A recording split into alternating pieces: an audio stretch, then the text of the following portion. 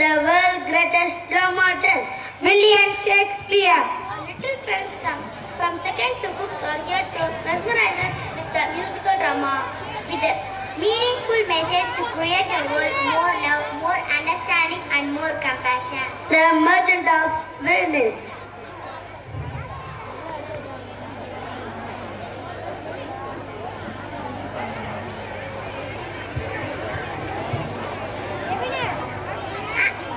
Antonio, a merchant of Venice, was the kindest and most courteous man in the city. His best friend was a nobleman named Bassanio, a fine young man, but a little extravagant.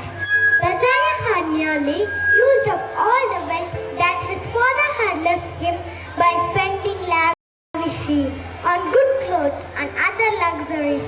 Bassanio loved a beautiful rich woman named Portia. He wanted to win her hand and thought he could do so by giving her rich gift. So he asked Antonio for some money to lend Bassanio. Just then, as he was waiting for his ship to bring in their cargoes, since Bassanio needed the money urgently, Antonio said he would borrow it from Shylock, a professional moneylender.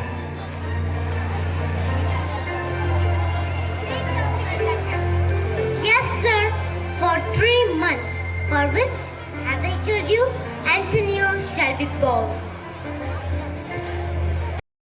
Antonio shall be born? Well, Antonio is a good man. Have you heard anyone say he is not? No. My meaning in saying he is a good man is that his worth is sufficient. Yet a lot of it is not in cash. Most of it's invested in cargo that are ancient, bound for faraway ports such as Tripolis, the Indies, Mexico and England. After all, ships are only wooden boats and sailors only men. There are pirates, wrongs and possible shipwrecks to be taken into account. However, despite all this, was the sufficient. I think I may take this point for 3,000 ducats. This is Senior Antonio. I hate him because he lent out money free of interest and brings down the rates for all us moneylenders in Venice. If I can once catch him at a disadvantage, I can feed the ancient grudge. I ban him. He berates me in public where all the merchants gather, criticizing my bargains and my failure, which he called interest. Cursed be my tribe if I forgive him.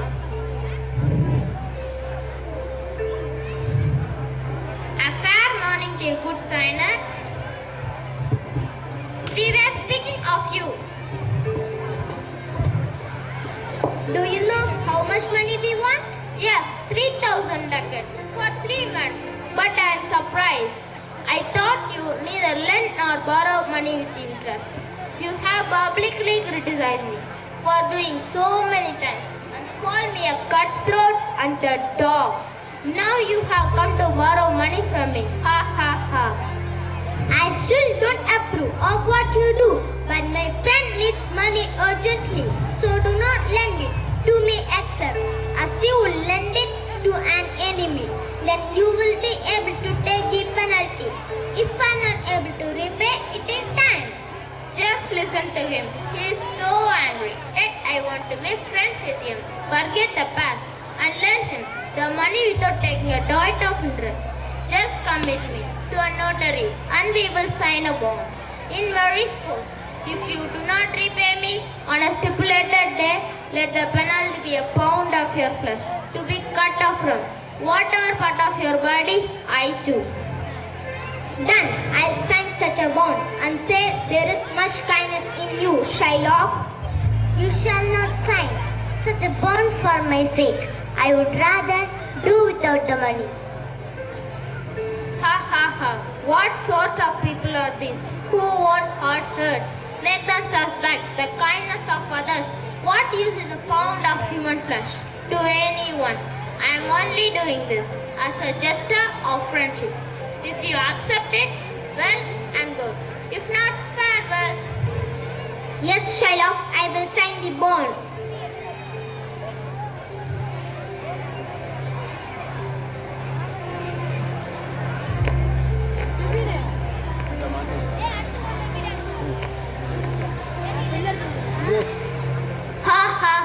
ha ha ha, ha ha ha. He grows kind. I must have patterns the villain's mind. Come on, and this there can be no dismay. My ships come home a month before the day.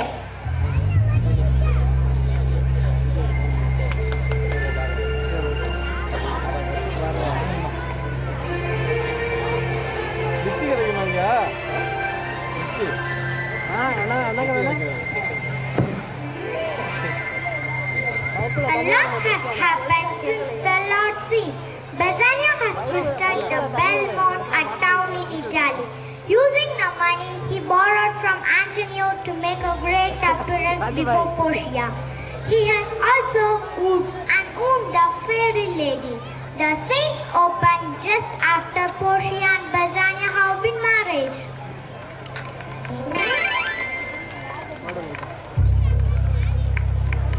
They stand in front of Portia's fine house, surrounded by their friends, attendants, a messenger from Venice, write-ups with a letter for Bassanio. Sir, there is a letter for you from Antonio.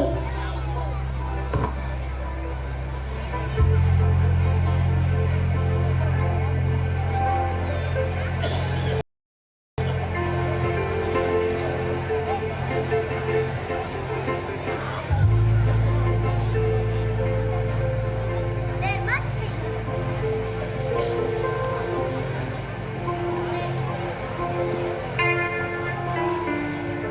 There must be some very bad news in that letter. Some good friend in trouble or worse. For Bassanio to react in this way. What's the matter, my lord? Please tell me. Sweet Portia, here are a few of the unpleasantest words ever written. Do you remember, my dear friend Antonio, about whom I told you, the general friend, who was born to repay my lord 1 pound of his own flesh? This is what he has written in his letter. What is the sum he owes on your behalf? 3,000 ducats. 3, take 6, take 9. Before you let such a good friend be harmed for your sake. It is of no use, Madam. Shylock refuses to take anything but the pound of flesh. I must hasten away to Antonio's side and try and plead with Shylock.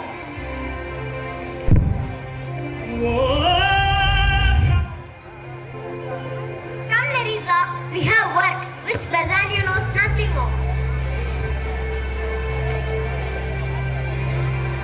Why, Madam? What can we do?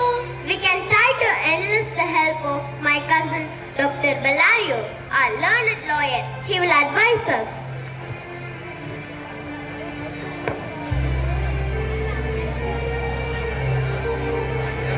The Duke, Antonio, Bassanio, Shylock, and many other courtiers are present, trying in vain to change Shylock's mind.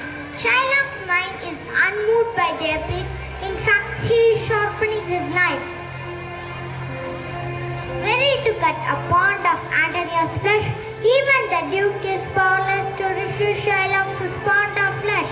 As changing the law, harm, dead in Venice, however, the Duke has called Bellario to settle the case.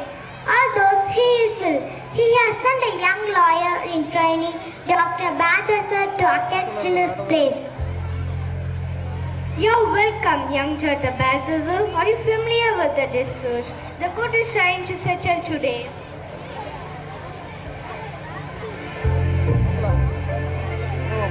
I may be which is the merchant and which is the money lender. The terms of your case are strange indeed, yet within the law you stand in great danger from him, do you not? Yes, so he says.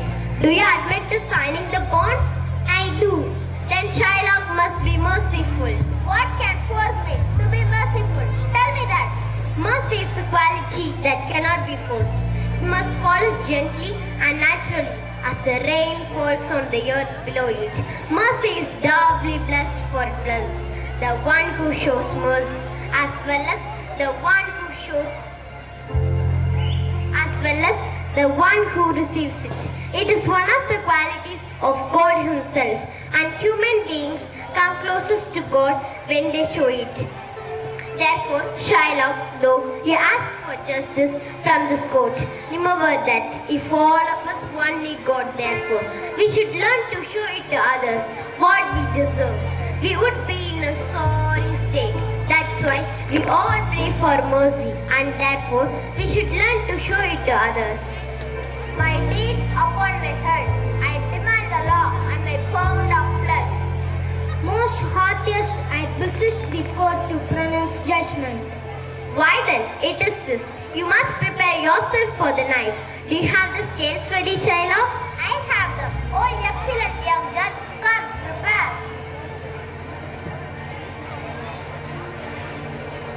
Wait a little, Shylock. This bone does not give you a single drop of blood. So if in cutting off the pound of flesh, one drop of Antonio's blood is spilled, your money, land, estate, all are forfeited to the government of Venice. Also, you must cut off exactly 1 pound of flesh, neither more nor less by hair's weight, or you will die. Who wise and upright, young judge? Is that the law? You shall see the act, since you ask for justice. You shall have justice more than you desire. I take this offer, then pay the bound right and let Antonio go. Wait, Shylock, the law has yet another hold on you. According to the laws of Venice, if a foreigner seeks the life of a citizen by direct or indirect means the person whom he has contrived shall seize one half of his property while the other goes to the state, and the offender's life will lie in the mercy of the Duke only. Then take my life and everything with it. Taking away my means, just the same. Taking away my house. Similarly, you take my means, there be I live. You Are you shall see contented? that we have kind spirits. I pardon you, but laugh before you even ask for it. Are you contented, Shylock? I am content. Clerk, draw a deed of gift.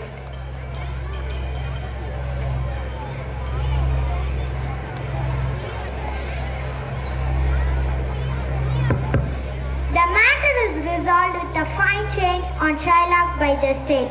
He also forfeits some of his money to Antonio as a penalty for plotting against his life. All ends well with some of Antonio's ship returning, and Bassanio is amazed that his wife was a young lawyer in disguise.